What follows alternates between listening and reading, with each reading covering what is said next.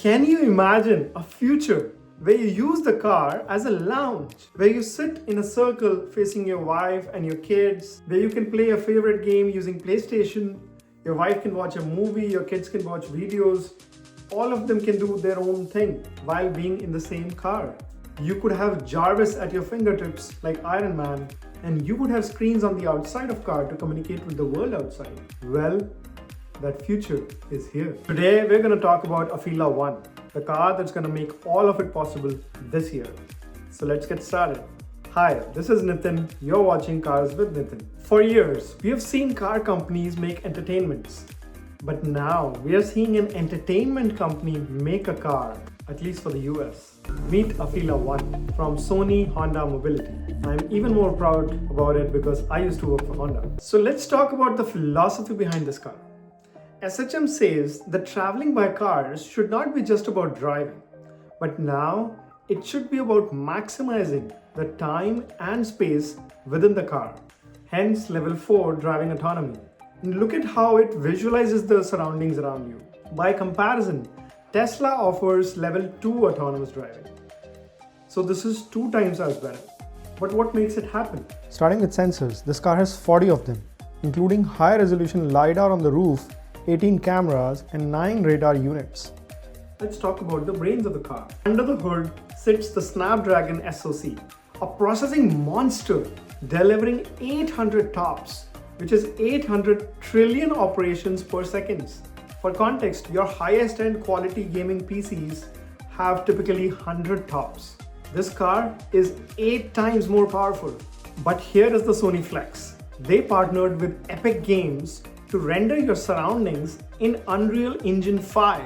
Your commute is rendered in real time as a photorealistic 3D map. It feels like driving in a video game, except in real life.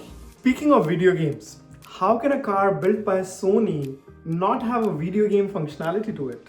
Afeela is the very first car in the world to have native PS5 remote play integration. Your entire PS5 library is playable on the dashboard or the dual rear back screens. It pairs with your DualSense controller via Bluetooth with full haptic feedback. Even a dedicated wireless charging spot for the controllers in the rear armrest. But video games are no fun without sound, right? Except it's a Sony. So it's a literal recording studio.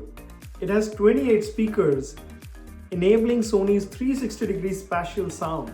But the killer feature is zonal sound. Each seat gets its own independent sound bubble.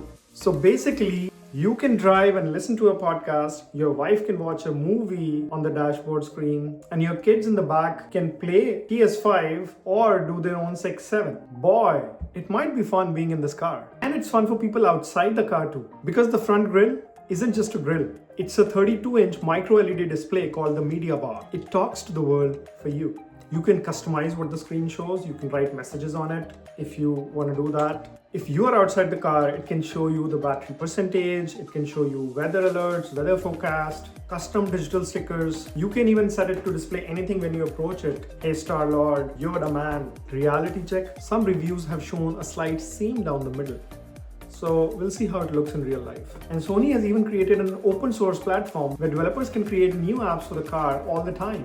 Crazy. And everything, and I mean everything, is customizable. The wallpapers, the engine sound, the ambient lighting, the media bar, everything is customizable. Okay, they talk a big game, but what about delivering? They are delivering this year. The vehicle is already in production at Honda's Ohio plant. Sony even built a completely new quality gate to test all the sensors and all the electronics in the car. Deliveries start in late 2026 in California and the US and early 2027 in Japan. And are you ready for this? They even dropped a new SUV prototype that looks even more spacious and even more awesome. But what about the specs? Now that is one place where this car sucks. Battery, 90 kilowatt hour. Range, a measly 300 miles. Charging, 150 kilowatt DC fast charging. It's Tesla compatible. The price is about $90,000 for the base trim and about $100K for the signature trim. A Lucid Air at this price goes 100 miles further and charges twice as fast. So you aren't buying this for the range, but you're buying this for the Sony ecosystem. The self-driving, for PS5 integration, for the zonal sounds, for Dolby sound. Probably the most perfect car ever for people who don't care about the driving experience too much and just want to use the car as a utility and who have money. I think this would be a massive success if they can just improve their range. But what do you think? Drop your take in the comments. Do you think this can overtake Tesla? Do you think people will trade in their Tesla for this? And make sure to subscribe for more amazing car news. This is Nitin signing off.